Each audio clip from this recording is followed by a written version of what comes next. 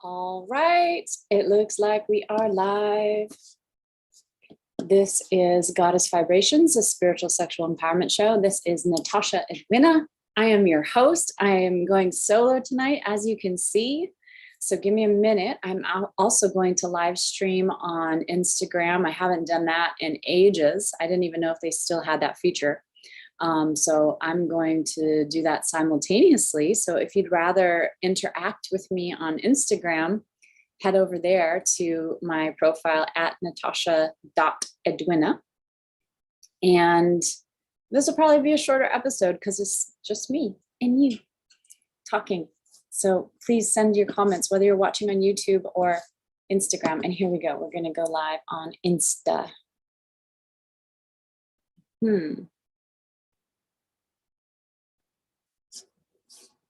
Checking the connection, telling my followers that I'm starting a live video. They're like, oh my gosh, where have you been? You haven't done this in ages. Let's see. I am popping out the chat on YouTube. So if you have anything to say, I can see the chat box now. I've got all these screens that I'm arranging. Here we go. Okay. Hello, Instagram. Oh my goodness. It's good to be back. I haven't been live streaming on Instagram in so long. I didn't even know if the feature still existed. And I'm simultaneously on YouTube Live. So you can join me there or here, wherever you like. And I decided, since I'm solo tonight with my podcast, I didn't want to skip. I wanted to show up and keep the momentum going, be consistent. But I thought, since I'm solo, I can live stream simultaneously without any feedback or whatever. So why not? Why not get back on Insta? And so what I want to talk about, a lot of things I want to talk about tonight, but the title is The Sweet Spot Between Bliss and Peace. Because in relationships or life in general, I will say that a lot of times when we dive into these like super blissful experiences, these could be like spiritual experiences, like maybe you're going to go do ayahuasca in the jungle, or maybe you had a spontaneous spiritual experience out in nature, or maybe it was even, like ayahuasca or another substance, and you saw something that changed your life. Maybe it was a religious experience. It can be very blissful. It can feel very orgasmic, and it can also be super dysregulating. It can feel chaotic. It can be hard to integrate and put yourself back together, but it's such a profound feeling, right? And relationships and being in love can feel that way sometimes too. And then how sustainable is that really, right? And then peace. Okay, so everybody wants peace, but that's not super sustainable either in relationships, because things come up, conflicts come up, and you have to find a way to work through it. But overall, generally, I would hope that your relationship is more peaceful than not, right? And sometimes peace can be boring. And some of us would rather be challenged with a little bit of even uncertainty or conflict from time to time, if it means that we're not bored or stagnant. Or another way of saying this might be giving up your dreams, desires, passions, things for the whole, for the collective. And so these are some of the themes that I want to talk about. And I want to talk about the eclipses, because we just went through an eclipse portal. This one is wrapping up, I think, the last year and a half of eclipses, which started in May of 2020. So if you look back to see what your themes have been since May of 2020, it's been in my house of communication, my third house, I guess, of communication. And of course, I've been since that time doing a podcast. So this is very interesting. I actually think I started this podcast in May of 2020, or was it August? anyway, the idea was percolating right after, because May in 2020 is when we went into lockdown, and I'm like, oh my gosh, I can't work. I see clients out of a 5-star hotel wellness center that was shut down for a year. So I'm like, what am I going to do with myself? I need to be of service. And so I thought, well, I've been having these incredible conversations with my colleagues, friends, people that are working in the spiritual community, and I might as well publish them and have them live. So it's been a year and a half now, and I've got a whole library on my website, Goddess Vibrations, a spiritual sexual empowerment show, and on YouTube. So all kinds of fantastic things talking about tantra and relationships and intimacy and sex and sovereignty and health and all of the things. And even after a year and a half, there's still been more things to talk about. And relationships never go out of style because we're all in them. We can't survive without them, right? So we want them to be as healthy as possible. And I'm very aware that there is individual healing that we all need to do. Like, we need to work on our trauma. We need to know who we are. We need to come into our own awareness of our wholeness and what makes us wholeness and being authentic. And then there's relational healing, right?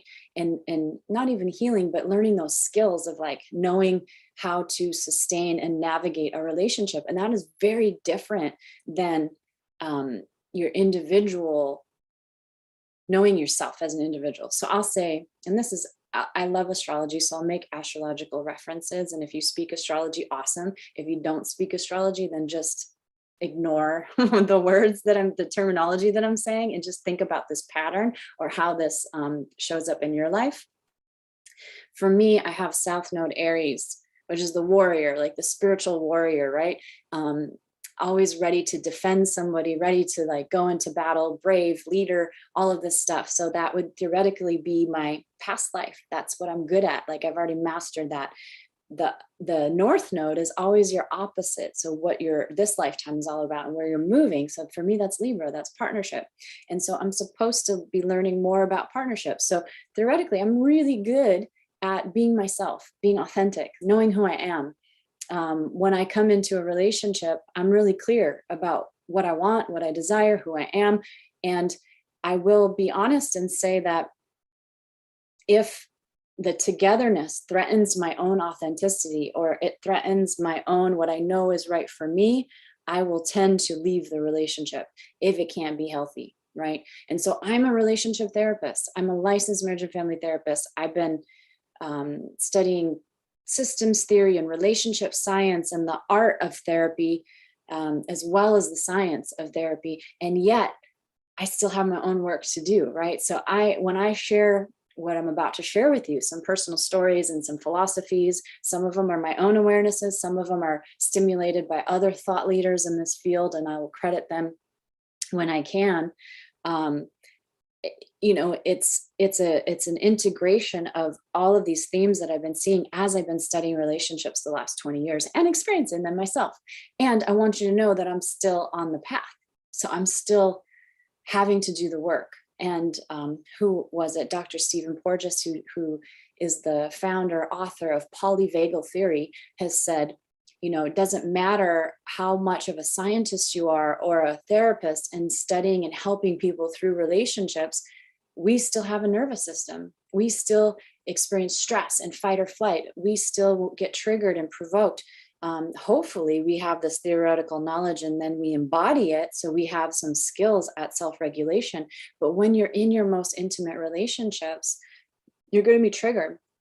So if you're the partner of a therapist, a coach, a healer, somebody who works in the personal development field, be careful not to put them on a pedestal and think that somehow they have these superhuman powers. They might be intellectually able to see patterns in what's going on, but we still get triggered. We still feel things, and we still have to move through those emotions, right? So Dr. Stephen Porges talks about this Polyvagal Theory, which is a system of understanding how emotions and trauma impact the nervous system, which is very related to my field, my PhD in psychoneuroimmunology.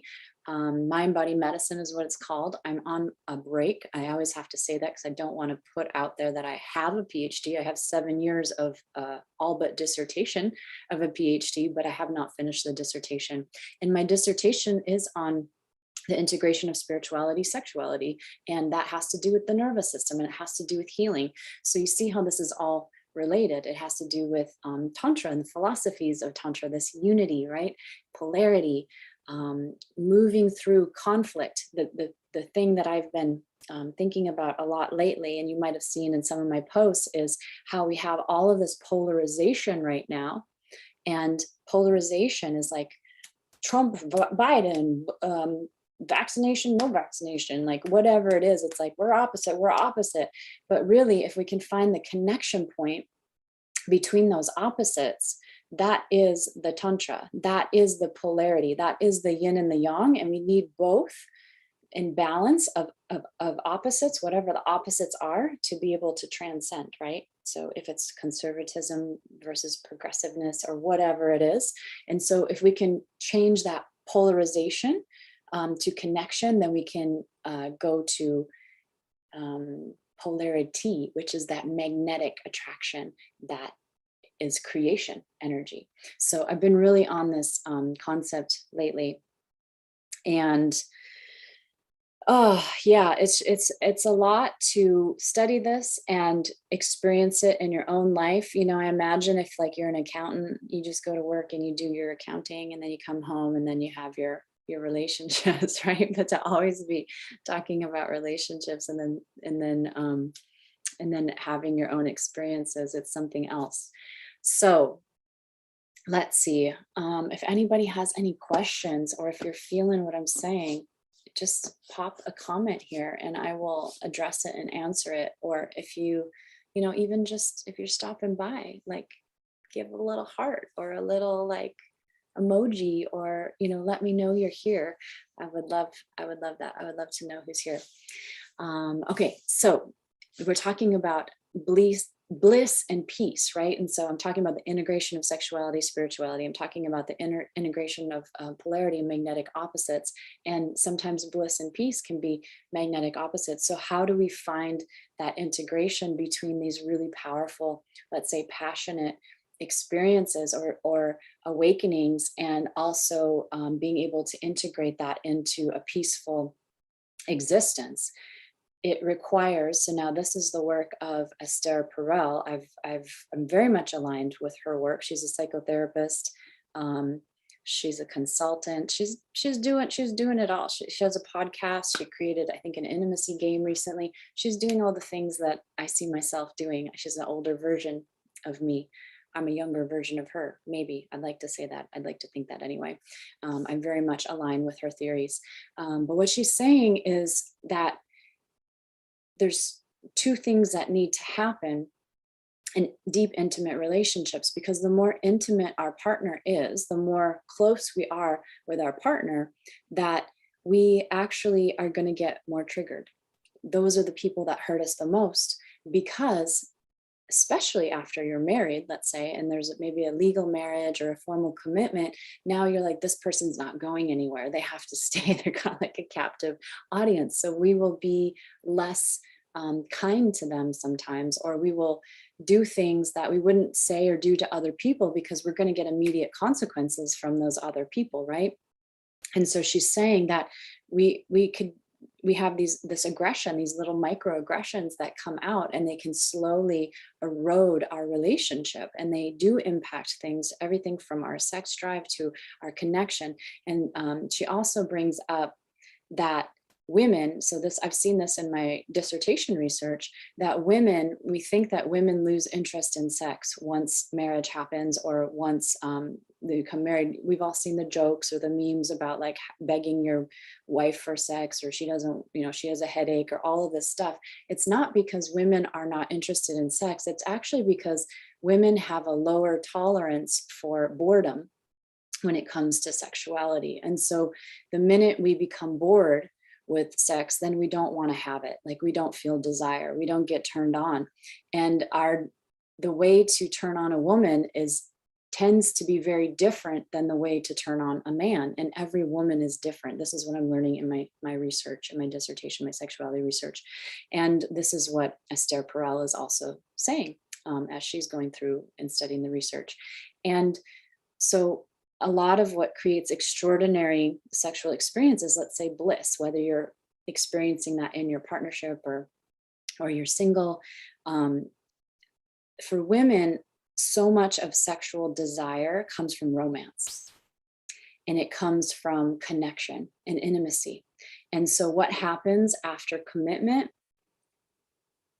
the partners might not be as nice to each other anymore. They might not be saying as nice of things. They might not be doing dates. They might not be experiencing romance. Things are starting to, maybe they're peaceful, but they're boring. The same thing every day.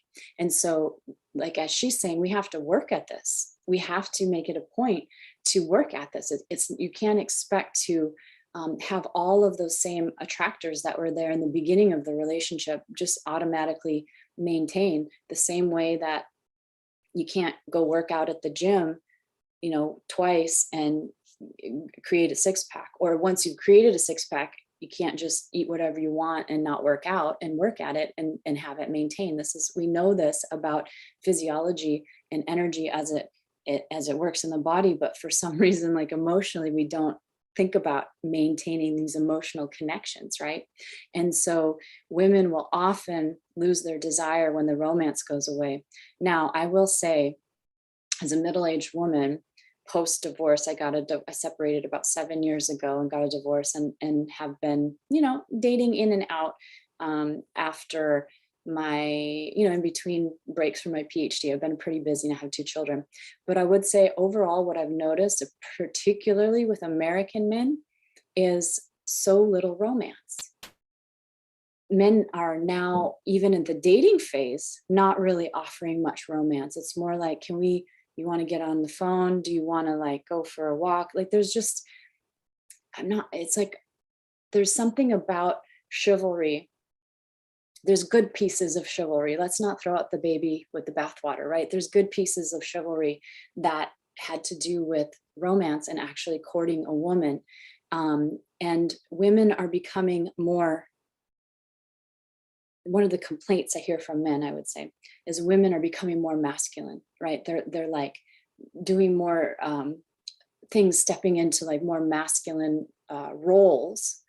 And then men are losing their desire when that happens. So that's one piece of it. The other piece of it is when you aren't romancing a woman and creating that desire for her, you're kind of treating her like a dude, and so her desire is down. So you see how we start shifting these ways of being. This is what we talk about when we talk about polarity, that we don't have those attractors anymore, right? And if you naturally are a more masculine energied woman, that's cool, because that's authentic, that's you. And you're probably going to attract a more feminine energied man, or, use non-binary woman, whatever formula that you want, but it's your dominant energy. And obviously all of us can flip-flop and have developed sides of this, but which one is the one that's your natural expression that you feel most comfortable in? And that's the one that you're going to want to lead with when you're talking about a relationship or attraction or dating, right? And so I've just noticed there's been a shortage of romance. And so if you're wanting to have a quality relationship, you have to be, for women, like, or the feminine energy person, you want to be receiving and allowing that romance, like allowing him to do the things that create desire in you in romance. And if you are automatically trying to open the door for him or take control of everything, then you're not really allowing the romance to come to you, right? And if he's showing up and wanting to date you and he's not offering romance, then set a boundary. You don't have any obligation to date him. He can move along to the next goddess, who maybe doesn't have the same requirements, or she doesn't know yet about what triggers herself or what triggers desire. And she's just out there, playing the field or whatever else. So know what's important to you. And I mean, it's good to know research, but then also know what's important to you and hold out for that, right? Because everybody's going to be happy. Now, The other thing, okay, so we're talking about Esther Perel. The other thing that she talks about is reflective listening and being able to understand the perspective of another. And she says 70 to 80% of relationships don't last. And so they don't have peace because they aren't able to step into the perspective of another, their partner, and hold multiple truths. The reality is, the more people we have, each one has a truth. I talk about this all the time in my workshops at Vera Via. This is also has roots in narrative theory, postmodernism. There's multiple truths. So how good are we at holding these multiple perspectives? Again, whether it's a duality, it's the contrast, whether it's different cultures, different countries, like this is a very, this is a pathway to peace, being able to hold multiple perspectives. But when our partner, when we're refusing to hear their perspective because we're trying to find one ultimate truth, we'll never find it. There's no such thing as one ultimate truth. But if we can understand how they're feeling about something, and then they can understand how we're feeling about something, then we can get on the same page of holding those multiple truths, right? And trying to find our way. Well, how did this happen? And how is this making you feel? Well, that's not what my intention was, but I can see it's hurting you. And so let's talk about what we can do differently together as a team. I talked about integrity in relationships. So it's the wholeness of the relationship that is the definition, is one definition of integrity. So if we're looking at what we can do to maintain the wholeness of the relationship, then we can start doing things differently, right? While still holding on to our authentic truth. That's the important part. So going back to what I was talking to you about, I'm very good at knowing myself and holding on to my authentic truth. And now it's about applying that in relationships, right? And some people are better at maintaining relationships, but not holding on to themselves or their authentic truth.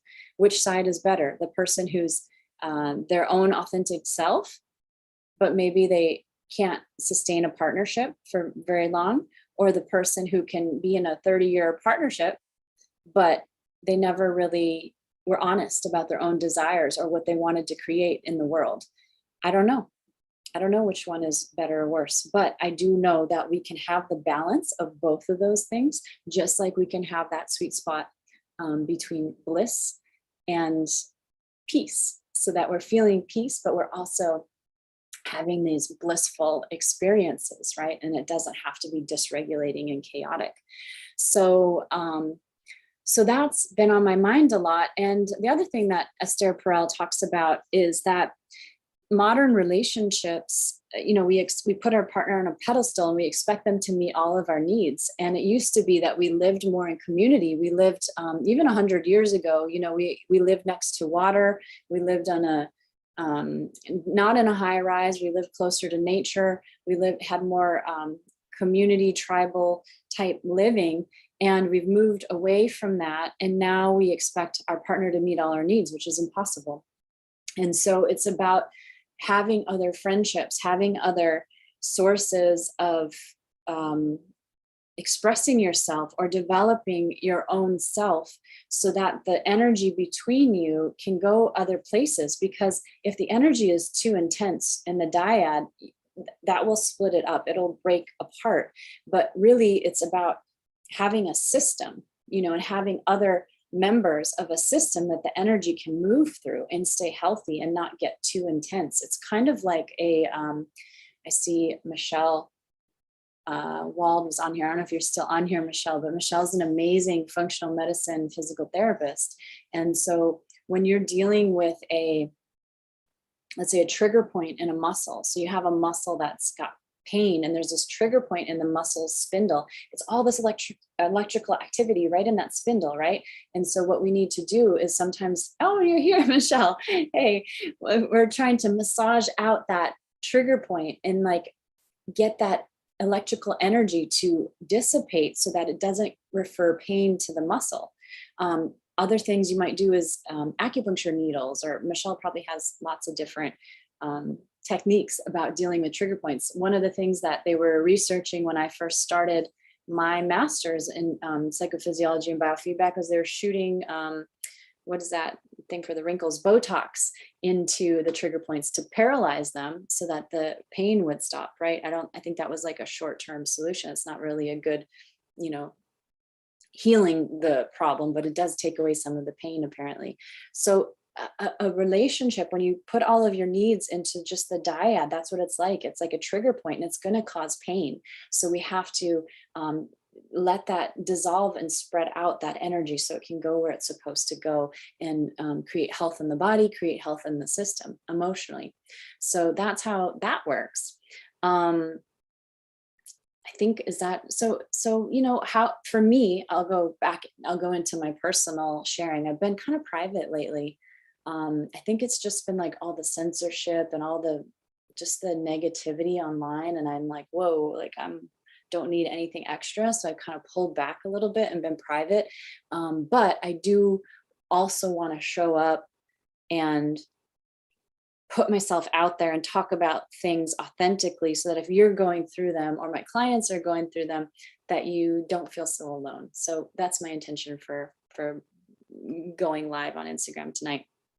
But my own personal like relationship experiences, as it has to do with this, I'm coming to the conclusion that I'm wanting more tribal community, and not just from a distance, like local. I've been calling this in for a long time, and I have a lovely soul tribe locally that we have common interests. We do things together. We've even traveled together. We're in similar professions and fields. It's been really lovely. I've had that for a long time at a distance in different cities, and we would meet up from time to time. And now I have that also locally. So that feels really good. But I'm thinking, like, how can I go deeper with that so that my nuclear family isn't so much the traditional nuclear family anymore, and it's expanding so that there's more support and it's taking less pressure off of people. And as a single mom, the last 7 years, that's a lot of pressure. It's even just being one adult living on your own. There might be people watching right now. It's a lot because you got the bills, you got, maybe you have a dog, you have to take care of the dog. It's just like, there's no other people to split up the responsibilities with, right? That alone can be stressful. And now we're in this time, okay, astrological reference, Uranus and Taurus, there's a lot happening financially, and there's a lot happening with relationships shifting, finances shifting, old systems dying, whether that's the school system, the banking system, the financial system, all patriarchal, hierarchical systems are all starting to crumble. And we're going to have to rebuild. And a lot of people, like I know in my area in Southern California, there's been a lot of thefts and break-ins. And I'm thinking about, like, I need some more security measures around my house, because I feel like the pandemic has hit people really hard financially, as well as their mental health. And when you do those two things together, the crime is going to go up, the aggression is going to go up. And so there's going to be shifts in finances that are almost going to force people to live more communally and live more tribally, just out of necessity. But I think what they're going to find is it's going to help them emotionally. They're going to feel more supported. It's going to help their immune system. Dr. Mark Hyman says community is immunity. And so, yeah, that could be a potential thing that's happening in the future. And I will say that I'm a little healthy brag here. I'm pretty good at predicting trends 10 to 20 years before they happen. I was really into this mind body healing 20 years ago, and people thought I was crazy. And I would said, I want to create a wellness center where you have interdisciplinary professions and people working together to heal people, like how that really happens. And I had so many people tell me I was crazy and that would never happen in the mainstream medical system and all of this.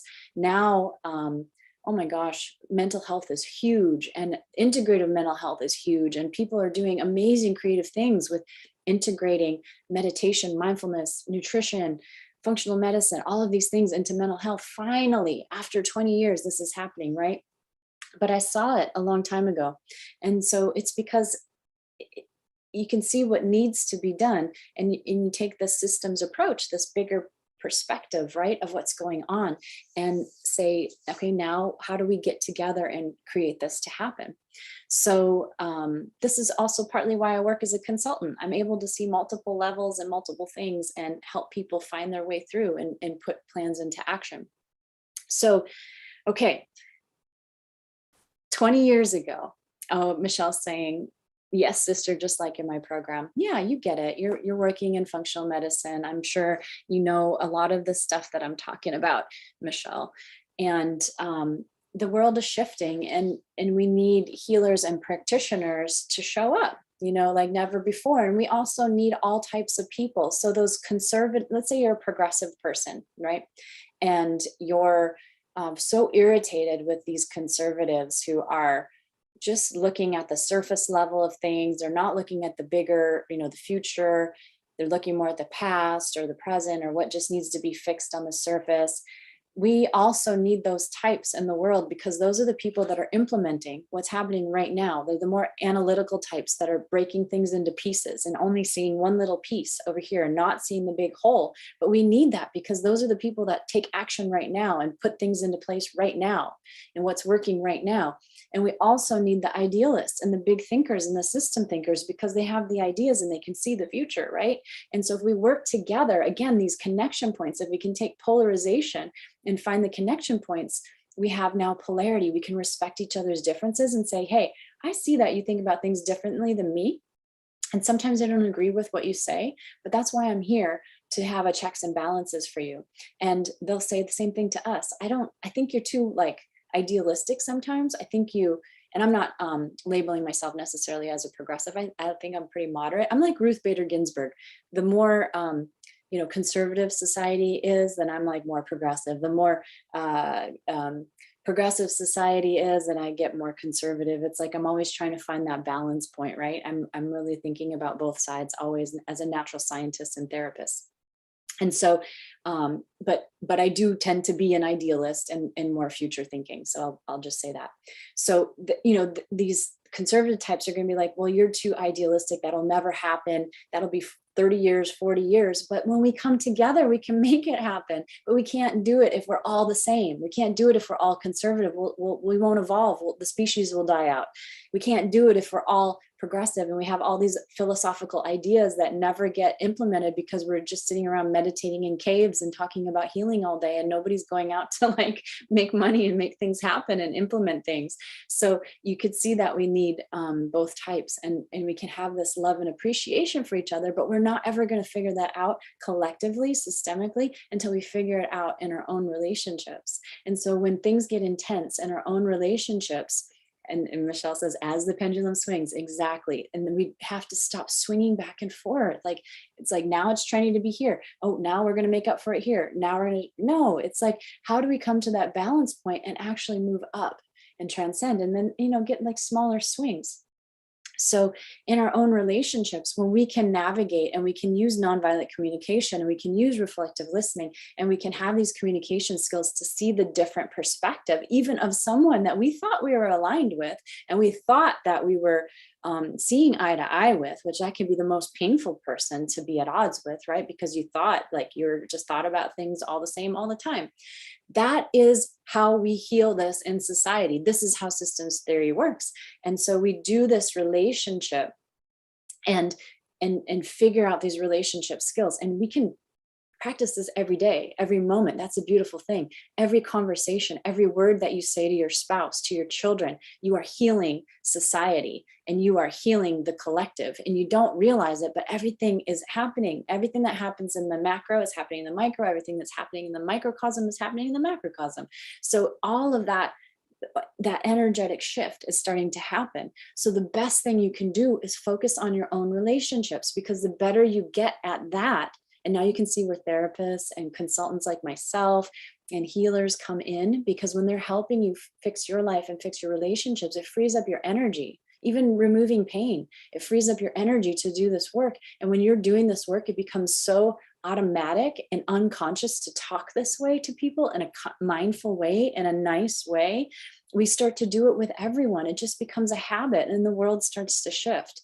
Okay, maybe you're saying, Natasha, this is your idealistic self. Yeah, it is, but it's also science. It makes sense. And I've seen it happen with people, and I've seen some incredible relationships because of the way they talk together. And not having conflict in your relationship, to me, that is not a indicator of a good relationship. To me, you might get lucky. You might just be uber compatible, and you just don't argue very much, and that's the kind of soulmate relationship that you came in to have. Nothing wrong with that. But if you've never had an argument and you've never had a disagreement, guarantee you that one or both of you is not really being truthful and authentic, because we are different as humans and we have different thoughts and we can't always be the same. And the expectation for us to think the same, be the same, want to take the same medicine, want to take the same medical procedures, thinking that there is some magic pill or shot or anything that can make us all healthy and protected, is just not realistic. We are all different.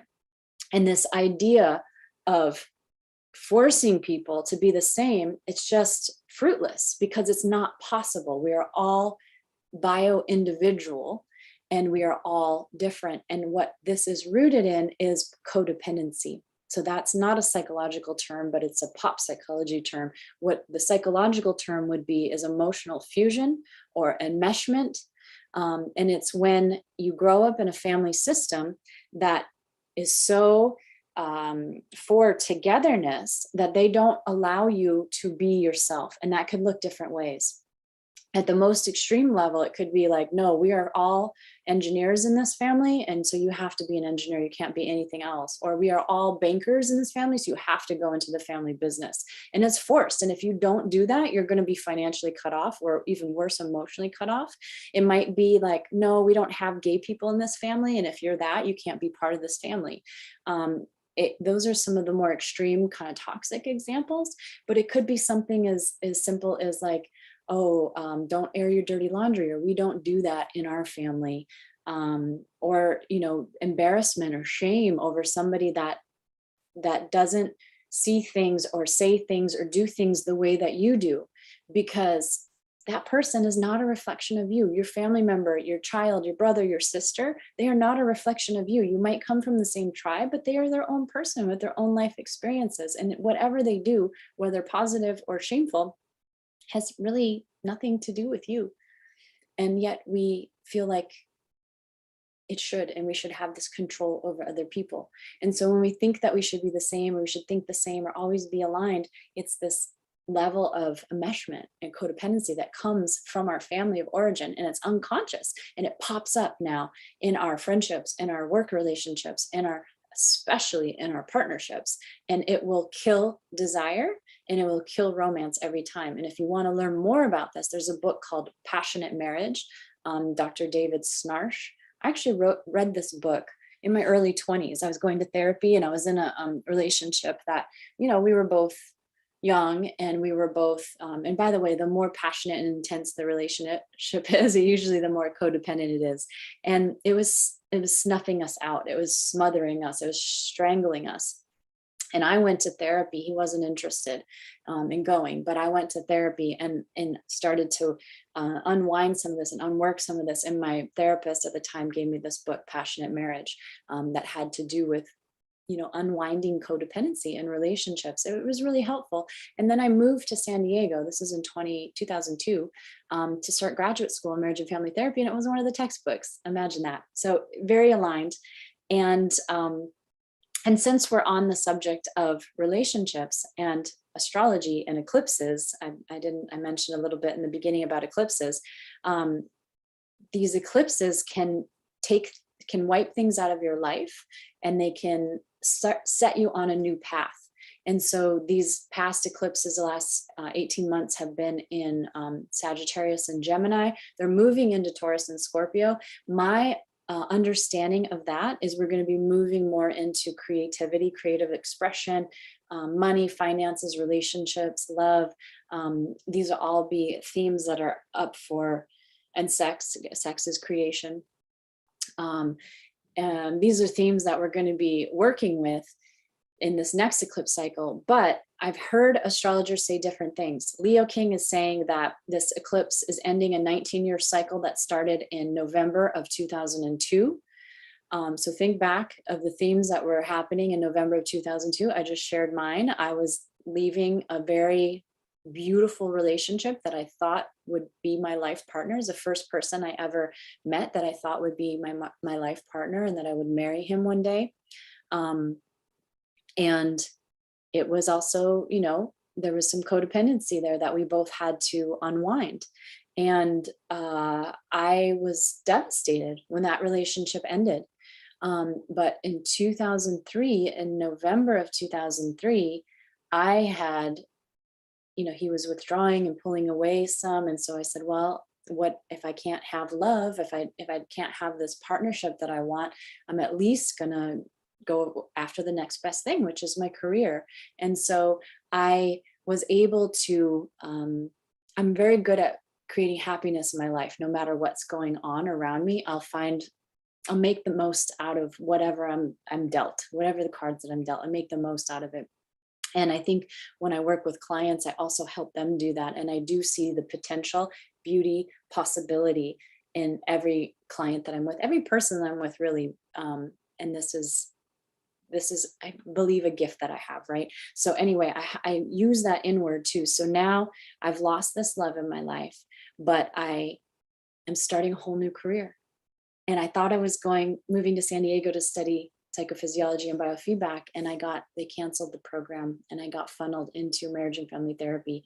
And I didn't want to study that because I was already working as a social worker and I saw how hard it was and how the pay was low and it was a lot of stress.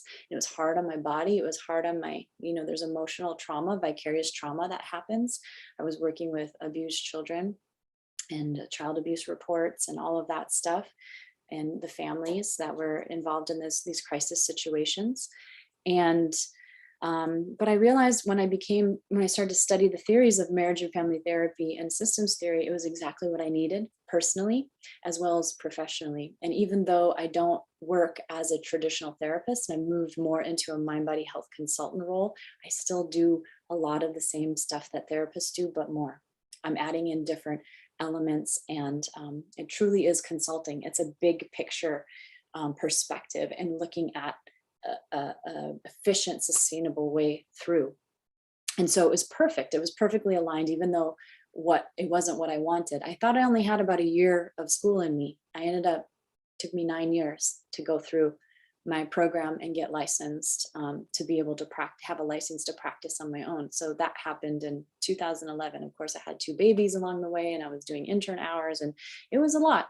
It was a lot. But when I look back at that theme of that first eclipse, 2002, and that's Leo King's perspective. Other astrologers are saying, no, I don't agree. I think this pattern started in May of 2003. I don't know. We'll find out. But for me, when I look back, that's when I was leaving a very important relationship. My career really began. The seeds of what I'm doing now began 19 years ago. And the midpoint would have been 2012. And so in November of 2002, I'm now living in San Diego for about 2 or 3 months. I was going to grad school full time during the day, and at night I was a cocktail waitress at a very popular bar in the Gas Lamp here in San Diego, but it was sleazy. It was a lot of military guys. I was a lot of times getting sexually harassed. It was very crowded. I made pretty decent money, pretty good money, way better money than as a social worker. And, technically it was a more social and light and fun environment than the work that I was doing, but there were consequences, late nights. And like I said, a lot of sexual harassment. I ended up getting fired from that job for being late. And the owners happened to be in town and a lot of people had been late lately. And I was the newest hire. So I was the example. So they fired me and I was upset about it. Because now I had to, but I could coast off of my student loans for a couple months. What ended up happening is I got to spend the holidays with my family. So it was a blessing. So this eclipse took away my job, but the blessing was now I got to go visit my mom, who was living in Missouri. I think at the time it's been Christmas, Thanksgiving, Christmas with my family. And then because now I'm looking for a job, I got hired at the W Hotel, which was the first in San Diego, very elegant boutique hotel. And it opened right when they were having the Super Bowl in San Diego. So right before then. And so one of my first months working there, you know, all the celebrities were in town for the Super Bowl. So there were more celebrities in the hotel, in the room, than normal people. It was a little bit surreal, but cool too, to see all of these folks, right?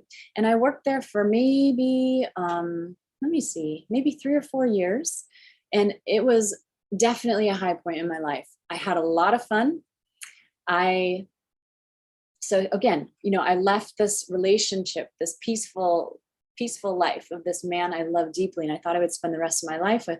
But when that left, now the universe is saying, here's your career that you're going to grow in the next 20 years. But while you're getting educated to do that, we're going to give you the time of your life in your 20s. So here I am at 26, working in a hotel where I'm meeting celebrities on the regular. I remember having a conversation with John Stamos, and like telling him, you know, where to go out, and you know, just like this like friendly banter. There was one night where I was serving dinner and drinks to all the wives of Velvet Revolver, and Scott Weiland came up and gave me a very awkward hug. But I was saying that I listened to his album Stone Temple Pilots while I was refurbishing my car in high school with my dad. And so it was really cool to meet him, because I listened to that album over and over and over again. You know, he was very intoxicated at the time. And I, you know, saw Paris Hilton sitting at the bar, and at my bar, and lighting up a cigarette and a non-smoking, and feeling very entitled to do that. And I served shots to Lance Bass and Eve. I had eye sex with Vince Vaughn and Ashton Kutcher. I, you know, got a kiss on the cheek from Jerry O'Connell after losing his credit card, and he was very sweet. I got to see, you know, all of these celebrities and how sweet they were, and the ones that weren't so sweet, and, you know, had some issues. I saw Gwen Stefani sneaked through the back kitchen, you know, to silently come into the hotel. I saw Kate Hudson checking in with her family. Just all of these people that, growing up as in a very small town of maybe even 1,000 people, less than that, in northern Wisconsin, and seeing these folks on TV. I grew up with one channel, NBC, and then all of a sudden now the universe put me in this place where all these people that were on TV are right here in front of me. And I'm like, wow, this is kind of cool and surreal. And they're just people, right? And so lots of cool interactions at that time. Jamie Foxx used to come to the hotel a lot. He actually stood me up. He ordered a drink and then disappeared as he was emceeing an event. Just lots of different like celebrities at that time it was just fun to be a part of that. Another thing that happened is back in those days, 2002, 2003, 2004, Maroon 5 was a small band, right? And I saw them a lot at small shows in San Diego. And they actually played for one of the corporate events. So one of our customers that night said, "Have you ever heard of this band?" And I said, "I love this band." Good night, Michelle. Thank you. And they gave us a wristband. So myself and another bartender after our shift kind of like snuck into the venue. If there was ever a chance to be a groupie with Maroon 5, that was our chance. We were literally, I think, the only women under 50 in that night. And it was mostly men. I don't know what the organization was in that crowd. Free drinks, free food, whatever else. And we're just not the groupie type. So we missed our opportunity to go talk to the band or whatever. But it was a small, and I had talked to the band in different shows anyway, but it was a small venue. And I think back about those memories. and how much fun that was, and how much fun it was to live in Mission Beach and on the bay and be walking across the street and have the ocean right there and to be able to go surfing every day. I could have chosen to have roommates and live closer to my university and save money, but I understood and took advantage of that opportunity. So if you are in this eclipse portal right now and you just lost something, I'm telling you, the universe has something else that it's going to offer you. So be open to that and be willing to explore and consider the possibilities. When I look back at those times, I have such good memories. And I have good, beautiful friendships that I created during that time. In fact, one of my friends just texted me yesterday. I've been thinking about her and saw the pictures from that time. And she texted me yesterday. It was so nice. I texted her back today. It was so nice to hear from her and to know that, we've maintained this friendship over these years. Now, second eclipse, 2002, that's the midpoint, or I'm sorry, 2012. What was happening for you in 2012? Can you think back?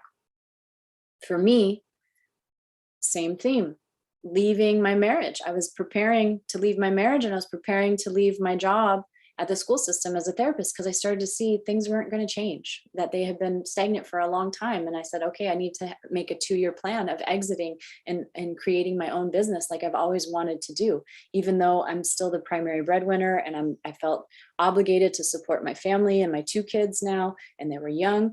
I'm like, I can't be here much longer. This is not a good fit for me. And so what ended up happening is I left my job and my marriage. And the place where I thought I would be, maybe I thought it would take me 20 years to get here, living by the ocean, creating my own business, designing programs and helping people. I ended up getting there in about 2 or 3 years. That's what was possible. So that was the midpoint of this eclipse cycle, right? Now, here we are at the end of it. Again, I'm looking at what's next. What's my next 19 years? And it's a lot of career. Again, a lot of career stuff is coming up for me, serving in a bigger way. I'm telling you, I used to work at the W Hotel with celebrities all the time, serving them drinks, serving them dinner, right? Now I'm working at a 5-star hotel and a wellness center, and I'm doing hypnosis with those celebrities. I'm teaching them about wellness, right? Did I ever set out and say, I want to work with celebrities? No, not really. But am I interested? Yeah, I'm interested. And you know why? Because I'm interested in people that live non-ordinary lives. I'm interested in people that are living high stress lives. And I've worked with, I see Amanda, Live with Intention, who used to work with me at the school district. And when I worked there, we worked with a lot of kids that were in gangs, had severe trauma, had immigrant families, had a lot of stuff going on. And I enjoyed working with them too. Why? Because they had unusual lives. It wasn't the typical average experience. And I enjoyed getting into their perspective, their world, and seeing what we could do together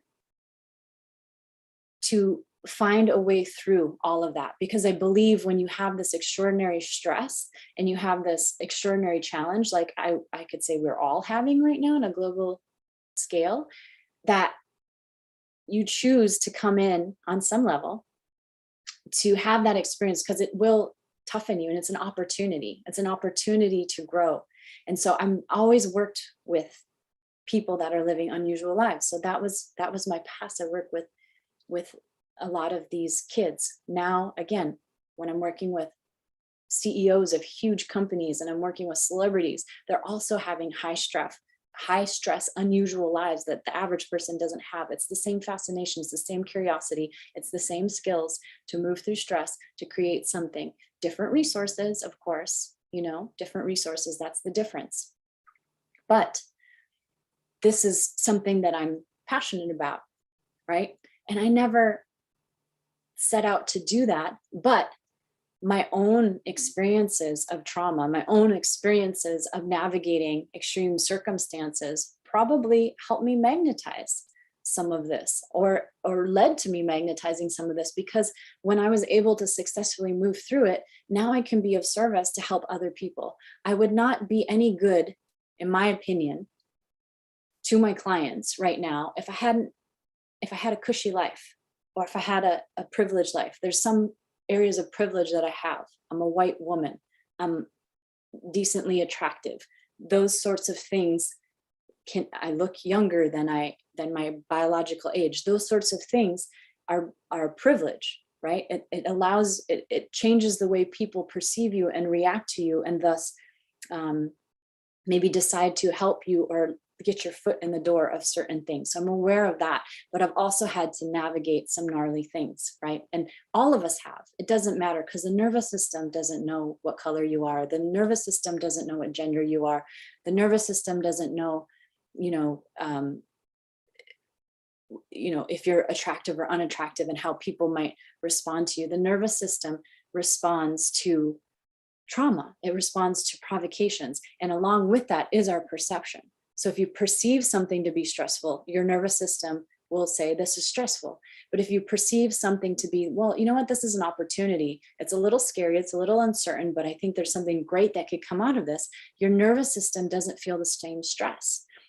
We know this from research studies. We know this biologically, and we do have control over this with the way we look at things. Now, I'll be honest and say, I struggle with this sometimes, because I can play devil's advocate. One day I'm super positive and I'm like, yeah. And by the way, I'm generally an optimist overall, but I can be super positive one day. And then the next day I'm like, oh, blah, blah, blah, this happened, this sucks, that sucks.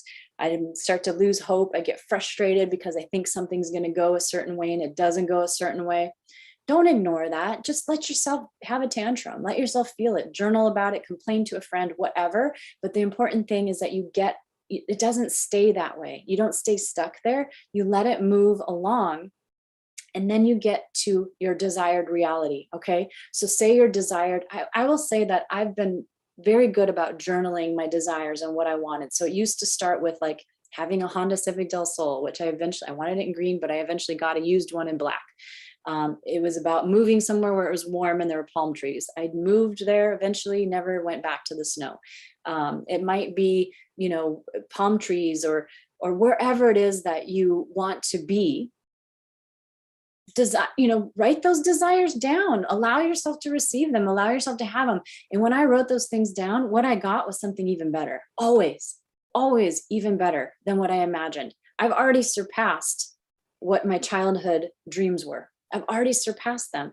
And it's because I had the ovaries, to write them down and actually claim them and own them. So put them down. And if it doesn't happen yet, maybe probably something better is coming that you couldn't possibly dream up. What is the worst thing that could happen if you don't even put them down or let yourself go there, right? So we just finished a new moon, and seeing some comments. Cure Goddess is saying life lessons. Olivia, Ohaxi in the sun. Yes, love it. We did. All right. So glad that you guys are writing down your desires and you're putting it out there. New moon. We're still in the energy. Maybe not as much because it's like Monday now, but I think you could still catch the tail end of this. But we just had a new moon eclipse. It was Friday night into Saturday. I stayed up till 5 a.m. writing down what I want the rest of my life to look like. And this has changed. This has changed a lot for me in the last even couple of weeks. I run a group called Inclusion. It's a mind-body healing group. We just wrapped up our 13th weekly session. We did beginning drawings and closing drawings. I was really surprised to see what came out of my unconscious today in the drawings that I didn't even know that I still wanted, or that I thought I wanted something else. And I'm like, whoa, this is what's coming up though. Right. And so these things can shift. Eclipses can help things become there. At first things are confusing, but it can help things become clear. They eclipse things out of your life. They set you, the energy is so intense, it sets you on a new path. And all we can really do is surrender. Write our desires, but then surrender to the process that's moving through us. So I stayed up till about 5 a.m. writing down everything that I wanted to create in this next 19 years of my life, this next phase.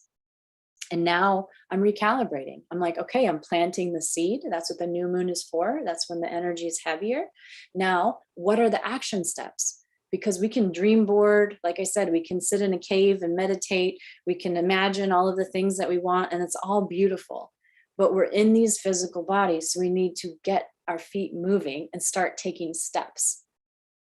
Like I said, did I work at the W Hotel and get to, hang out with all these celebrities because I just imagined that's what I wanted to do? No, I applied for the job and I had a resume, and I've been working in the service industry since I was 14. I have done just about every facet of that job. I was well qualified to be placed in that position, right? Same thing with where I'm at now. Again, I've come full circle. I'm working in a hotel. I have my own business. I'm there as a consultant, but I get access to amazing folks that I get to meet and work with all the time. Did I do my work? Yes, I have the credentials. I've been working on this for 20 years. It doesn't just happen. It just doesn't happen because I put it on a dream board or I wrote it down. It's both. It's like creating your desires, knowing the lifestyle that you want to live, and then taking action. Going back to relationships and the integration of bliss and peace, right? That's the title of this live. What kind of relationship do you want? And if you want this peaceful or blissful or both relationship, or you want a partner that treats you like a queen or a king, and you want to have this everlasting love where it's this perfect balance of security and freedom, let's say, I think that's what everybody really wants, if we're honest. Some people will prioritize one or the other, but they really go together. We have to do the work. Like we have to become that ourselves. We have to vision it, but then we have to be constantly working at it every day. How are your communication skills? How are you showing up for yourself and other people? Are you balancing your sacred selfishness? Like, how selfish are you? Are you appropriately selfish, where you are putting your needs first and pouring from a full cup? Or are you inappropriately selfish, where you're never considering the other person and you're taking their energy or allowing them to do for you, and it's not flowing back?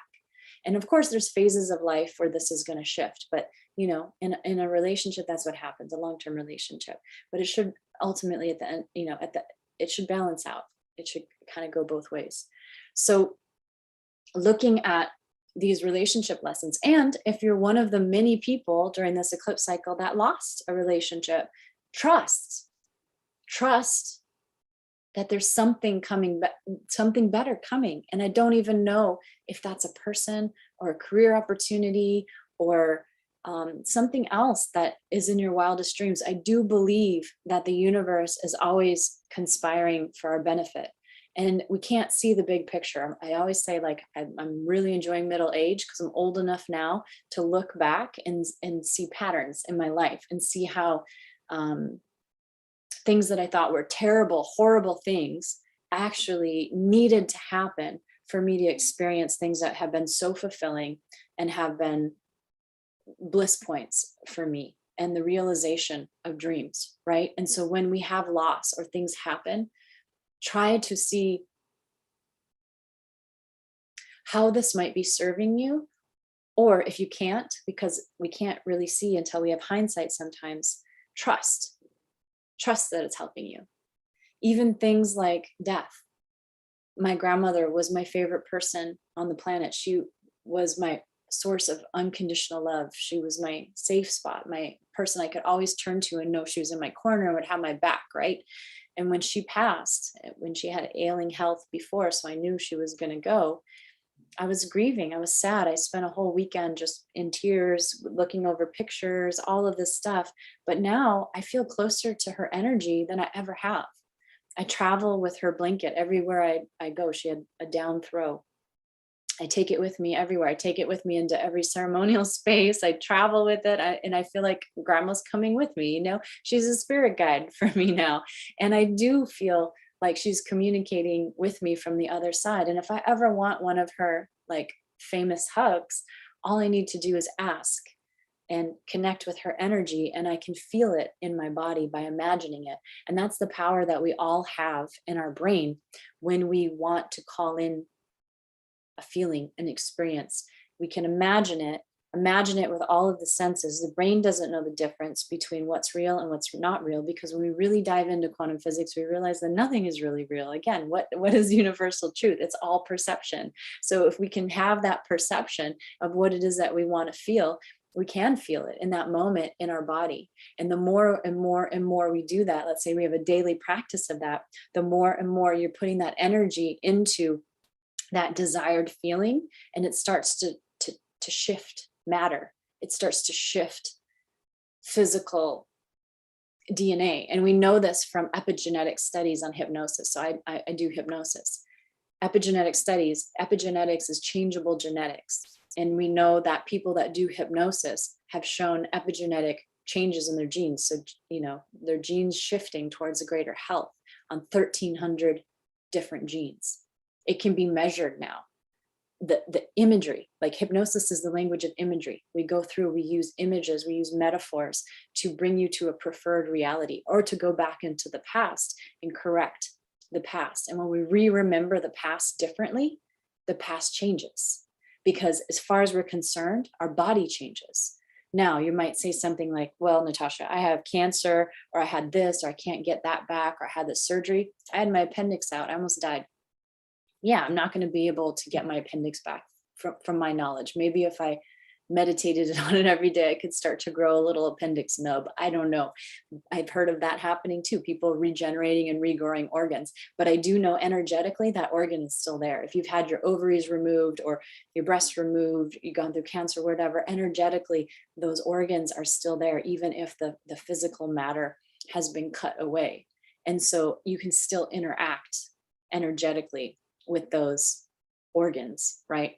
And you can, when things have gone into a state of dis-ease or dysfunction in your health, in your relationships for so long, let's say 40 years, 50 years, yeah, you're not going to do one visualization session and be able to heal it, just like you're not going to get a six-pack after one workout. I like using that analogy because it just is one that people can really relate to in everyday life.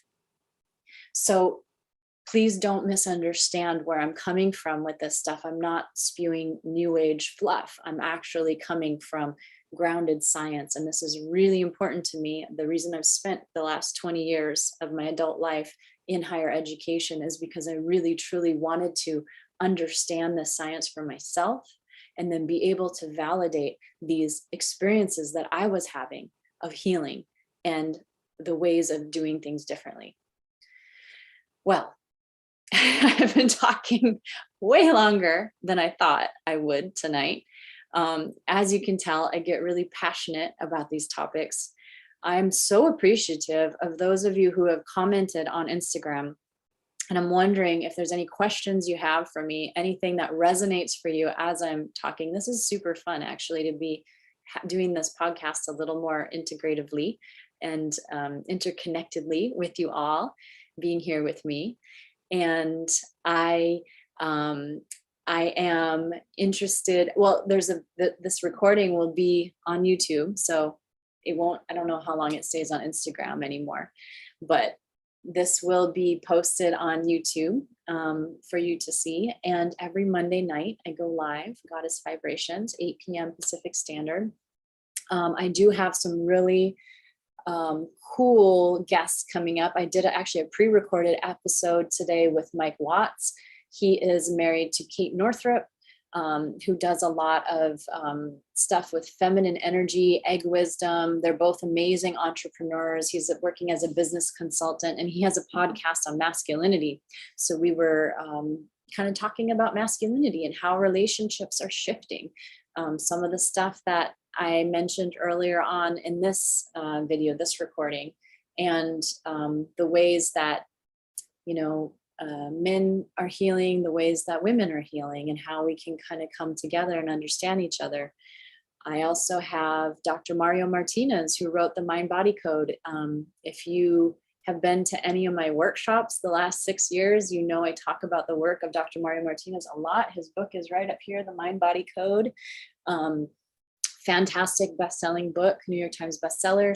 And he'll be coming on to talk about shame and how it impacts the immune system. Shame is one of the biggest ways to damage the immune system. So again, let's think about like the way we're interacting with each other and the way that we're letting people be themselves and not shaming them for being different or having different philosophies or different needs, because that is really harming the immune system. Also, sexual shame. You know, I talk about spirituality and sexuality a lot. How is that harming the immune system? So these are the episodes that we'll have coming in the pipeline. So I hope you stay tuned.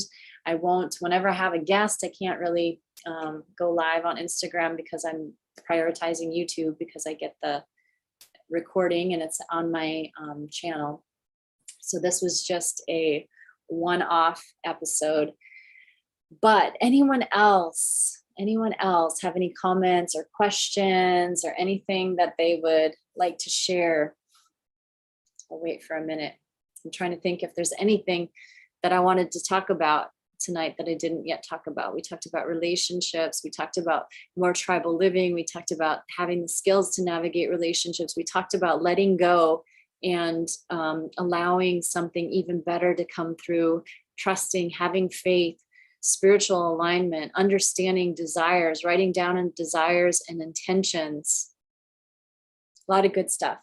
So if you tuned into this late, you can go to my YouTube, Natasha Edwina on YouTube, and you can check it out from the beginning. It'll be there, and I'll try to repost on Instagram too.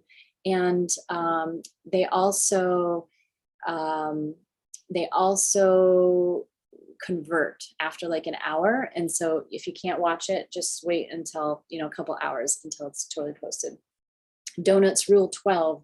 I'd love to know about gut health and connection with mental health. Yeah, I have an ebook. It's in my link in bio. Gut Matters ebook. So that is, you can click on that. You can get on my newsletter. You'll get that ebook for free. And it talks all about how nutrition, supplements, stress, all of these things impact our immune system. They impact our mental health, which you already know, I'm a mental health professional, and it really puts the power back into our hands. Again, the sovereignty conversation, I'm all about sovereignty, being our authentic self, taking our own path through life, but also staying connected to important others, understanding diversity, social justice, all of these ways that we all fit together and can create something even better. So check that out. Check out my newsletter, natashaedwina.com. I always send out links when we go live on the show. I also, I like surprises, and I'm a very generous person. So often I'll do little flash sales of freebies and gatherings or things that I'm throwing, because I like to just keep it fresh. So if you're on my newsletter, you're going to be the first to see those things too. So I hope that I see you there. And thank you everyone for being here. I'll see you next week and online and in your inbox. Good night.